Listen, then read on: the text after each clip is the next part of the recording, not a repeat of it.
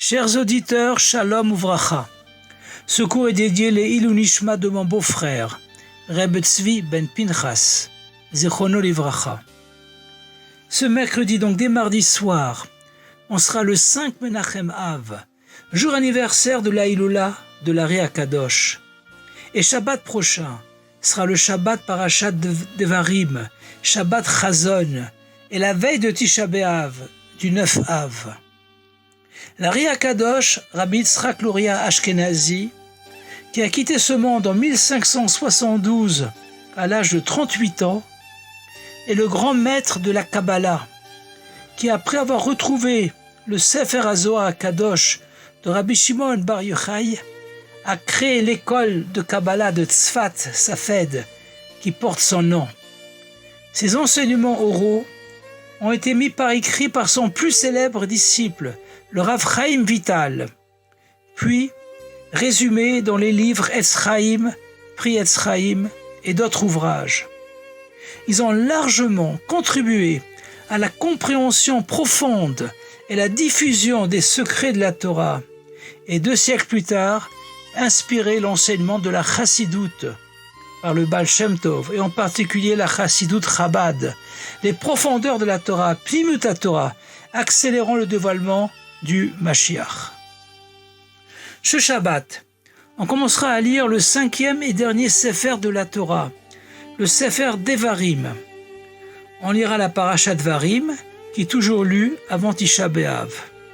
Elle a 105 versets, Kuf He Psukim, et son siman est Malkiya. C'est au fils de Malkiya que le prophète Jérémie annonce que le roi Yecheskiaou devait capituler et se rendre à Nabuchodonosor.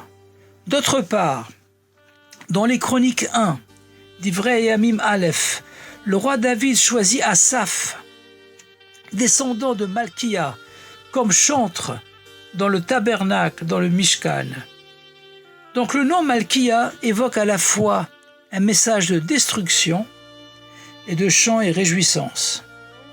Dans le même ordre d'idée, le Talmud nous rapporte que lors de la destruction du Beth Amikdash, du temple, les 2 chérubins, les 2 Kruvim, situés au-dessus de l'arche de l'Alliance, dans l'Aron HaKodesh, au lieu de se tourner le dos, comme c'était le cas lorsqu'Hachem était mécontent des Bnei Israël, paradoxalement, ces 2 chérubins étaient face à face, avec leurs ailes déployées l'un vers l'autre, traduisant un grand amour de Hachem pour son peuple.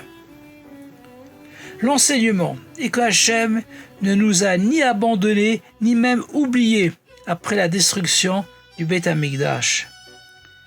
Les épreuves ayant pour but de dévoiler en nous des niveaux spirituels plus élevés et obtenir des brachot, des bénédictions encore plus grandes lors de la rédemption qui suivra. Chaque jour, on doit attendre la venue du Mashiach. Achakelo bechol yom sheyavo. C'est le 12e des 13 articles de foi du Rambam de Maïmonide, Ikar Ayud Beit, et en particulier à notre époque, où nous voyons tous les signes de sa venue imminente. Hine Mashiach ba. Ceci est accentué les jours du mois de Menachem Av, comme l'affirme le Midrash Yalkut Shimoni Beyirmiyahu.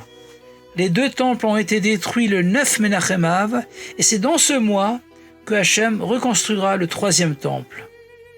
C'est pourquoi ce mois est appelé Menachem Av, car il sera transformé par la consolation de la Géoula, de la délivrance. Plus précisément, le jour de Tisha B'Av est tout à fait propice pour la venue du Mashiach. Le Talmud de Jérusalem, Brachot, chapitre 2, Halacha 4, précise que Tisha B'Av est aussi le jour de la naissance, du dévoilement du Mashiach, et que son nom est Menachem, le consolateur. Comme ce dévoilement a lieu essentiellement dans l'après-midi de Tisha B'Av, on ajoute à Mincha, dans la Mida, le jour de Tisha B'Av, la prière Nachem, dans la Bracha Bonei Yerushalayim. C'est aussi la raison pourquoi à la sortie du jeûne de Tisha B'Av, On bénit la lune, Kiddush Levana, en réclamant David le roi Mashiach, ou Bikshu David Malkam.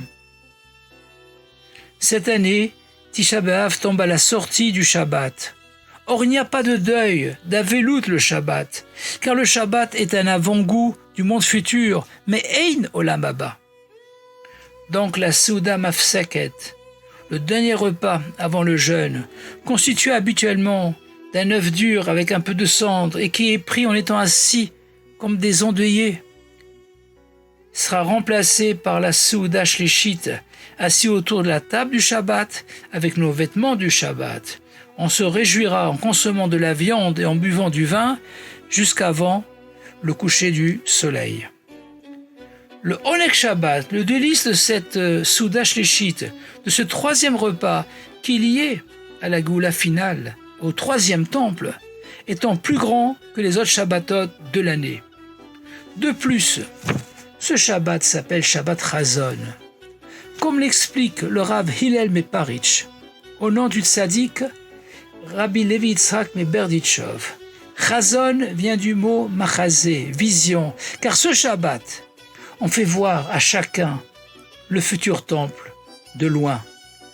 Marine lekol echad ve'echad amigdash de latid merachok. Et il illustre ceci avec l'exemple d'un père qui a fait coudre un vêtement précieux pour son jeune fils, mais ce dernier l'a déchiré. Le père lui a préparé un deuxième beau vêtement, mais l'enfant l'a encore déchiré. Le père lui prépare un troisième vêtement, encore plus beau que les deux précédents, mais au lieu de le lui remettre, il permet à son fils de le contempler de temps en temps de loin, en lui disant que lorsqu'il grandira et se conduira comme il se doit, il pourra le revêtir. On a compris le parallèle. Le premier vêtement correspond au premier temple, détruit à cause de l'idolâtrie, Avodah Zara. Le deuxième vêtement correspond au deuxième temple, détruit à cause de la haine gratuite, sinatrinam, entre les Juifs, et ceux-ci, bien qu'ils pratiquaient les mitzvot. Le troisième vêtement, c'est le troisième temple. Hachem attend qu'on s'améliore pour nous le confier. En attendant, on peut l'apercevoir Shabbat Chazon.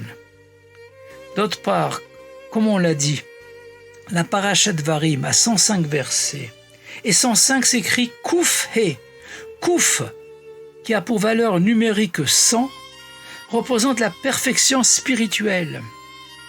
100% Me'achouz, dans la sainteté, dans la Kedusha. Et He, qui a pour valeur numérique 5, représente les 5 niveaux de la Neshama, de l'âme. C'est cette perfection dans les 5 niveaux de la Neshama. Nefesh, l'action, Maaseh. Ruach, les sentiments, Midot. Neshama, l'intellect. Gimel Mochin. Chaya, le don de soi. Le Mesirut Nefesh.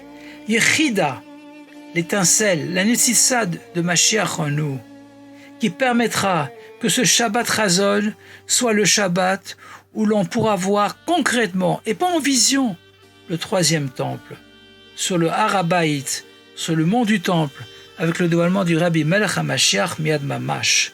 Alors on verra avec nos yeux, de façon dévoilée, Malkiya, mot composé de 2 mots, Melech et Yudke, que Yudke est Melech, que Hachem est le roi de l'univers.